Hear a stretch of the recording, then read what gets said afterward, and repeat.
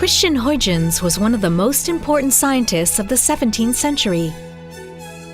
He was born in The Hague on April 14, 1629.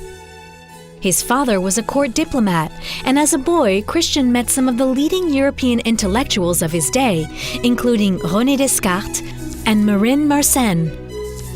Huygens pursued science, graduating in mathematics and law at the University of Leiden and the College of Orange in Breda. At the time, science was reaching new heights. Scientific instruments were becoming increasingly accurate, and new discoveries were being made at a dizzying pace. London and Paris were dynamic centers of learning, and Huygens moved from one of the other to share discoveries and techniques with his colleagues.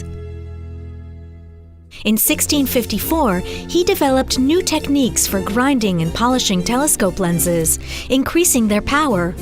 Using a telescope he built himself, the following year, Huygens made several astronomical discoveries, including the discovery of Titan, the moon orbiting Saturn. But good astronomy demanded accurate timekeeping.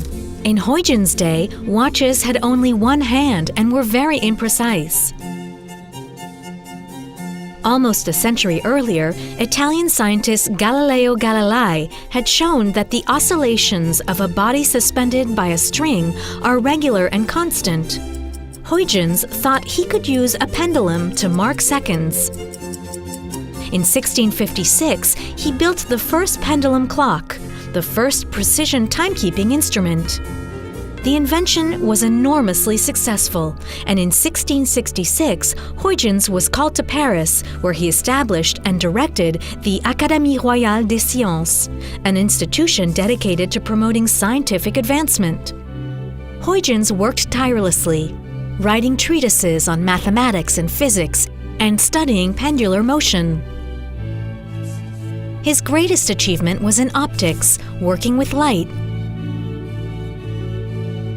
In the late 17th century, English scientist Isaac Newton asserted that light, like everything around us, was composed of tiny particles or corpuscles. But Huygens noticed that at times light failed to behave like a body made up of corpuscles.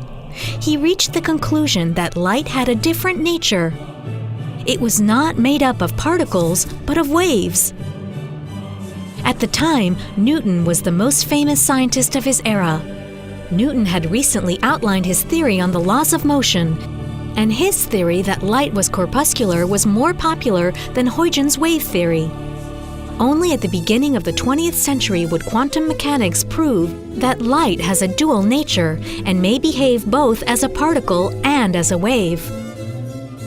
One of Huygens' last works was Cosmos Theoros, in which he wondered whether other planets could support life. It was one of the first works to address the topic. Huygens died in The Hague on July 8, 1695. He was 66.